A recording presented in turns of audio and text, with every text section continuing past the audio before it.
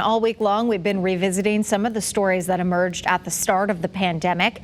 Tonight, we go to one of the very first. Back in February of last year, we sent Channel 3's Matthew Campbell to Yale, where some of the brightest minds shared what they thought might be coming. And now, more than a year later, Matthew's talking with them to assess how the pandemic was handled. We did this report on February 6th, and it was mind-blowing to hear what was being foreshadowed. And then it was chilling to live it, especially in those first few months. And here we are a year later, and one Yale doctor says we actually fared worse than he initially imagined. In early February, the coronavirus was in 28 countries, but officially not the U.S. Yale held this forum to discuss what we knew is comparable to SARS. It's more than the flu. And what we didn't. There's no evidence that wearing a mask is going to keep you from getting it. The virus was still less than 3 months old, and there was still so much to learn. This was a time before the word asymptomatic became a household term. The most important thing is to figure out how soon after you get infected before you can transmit. Even the forum itself, held in an auditorium with no masks or social distancing, seems foreign just a year later. We didn't have the capacity to see the full extent of the virus that spread almost unchecked in the early phases.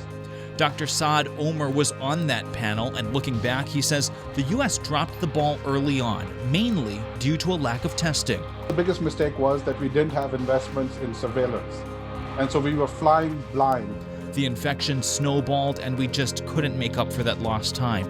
Then, Dr. Omer says there was no uniform approach. Decisions on lockdowns were left up to states. We could have had a situation where there's sporadic outbreaks, but controlled outbreaks.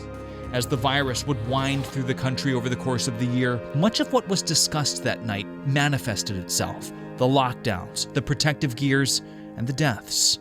But the coronavirus did present surprises, and we're still living through some now. Some of the variants, particularly the one in South Africa. So that was a bit of a concern.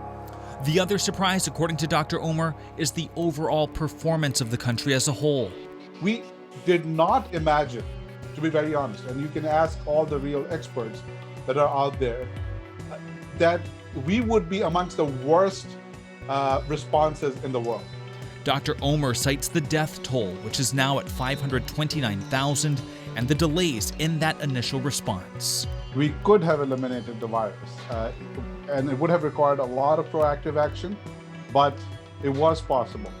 He says the worst of the virus appears to be behind us, and does say one of the brightest spots during the darkest time in our lives has been the rapid vaccine development. I was like, yes, get me more shots.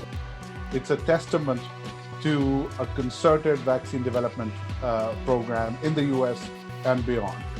Dr. Omer says in the immediate future, this is what we can expect. The death and hospitalization rate will decline, even if the infections aren't dropping off dramatically. We are seeing that here in Connecticut, and the vaccination rollout is believed to be behind that. Dr. Omer praised Connecticut's response for the most part.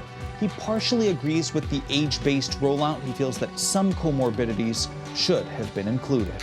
Matthew Campbell, Channel 13 News.